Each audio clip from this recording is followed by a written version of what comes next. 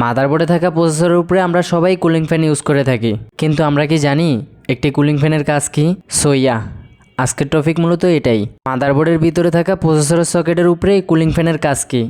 আমার সামনেই দেখতে পাচ্ছেন একটি cooling fan. First of all আমি কুলিং ফ্যানটাকে আনবক্স করে নিই।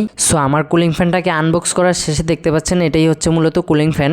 এই কুলিং ফ্যানটাকে আমরা সবাই মাদারবোর্ডে থাকা প্রসেসরের উপরে ইউজ করে থাকি। এই কুলিং ফ্যানটাকে ইউজ করার কারণ হচ্ছে আমরা যখনই আমাদের পিসিটাকে অন করি তখনই কিন্তু আমাদের মাদারবোর্ডটা রান হয়ে যায়। মাদারবোর্ডটা রান হওয়ার সাথে সাথেই কিন্তু এই প্রসেসরটা বেশিরভাগ ভোল্টেজই তার ভিতরে নিয়ে নেয়। নেওয়ার পর সে করে কি, ভোল্টেজটাকে প্রসেসিং করে কোন সার্কিটে কোন ভোল্টেজটা যাবে সে ঠিক করে দেয়।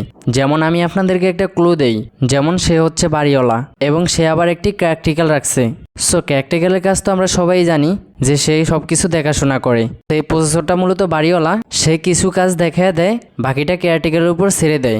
যেমন সে প্রসেসর থেকে ডিরেক্ট র্যামে ভোল্টেজ দিয়ে থাকে, আবার ভিজিএ পোর্টেও দিয়ে থাকে, এবং কি আর অন্য জায়গায় সে কয়েকটা ভোল্টেজ দিয়ে থাকে। সে তো বাড়িওয়ালা, সে তো আর সব কিছু দেখাশোনা করা সম্ভব না। এই জন্য সে করে কি, কিছু কাজ নিজে কন্ট্রোল করে, বাকি বেশিরভাগ কাজগুলোই কিন্তু সে মেইন চিপের কাছে দিয়ে দেয়। মূলত মাদারবোর্ডটা এভাবেই কিন্তু কাজটা করে। প্রসেসরটা যেহেতু বাড়িওয়ালা, তাই তার মাথার উপরে কিন্তু অনেকটাই প্রেশার থাকে। সেই কারণেই সে কিন্তু অল্পতেই অনেক হিট হয়ে যায়। যেমন যদি আপনি কুলিং ফ্যান ছাড়া একটি মাদারবোর্ড রান করেন, দেখবেন কয়েক সেকেন্ডের মধ্যেই প্রসেসরটা অনেক হিট হয়ে গেছে, আপনার হাত দেওয়া ওটার উপরে অসম্ভব হয়ে যাবে।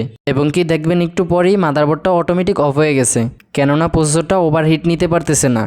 এই জন্যই কিন্তু কুলিং ফ্যানটা ইউজ করা হয়।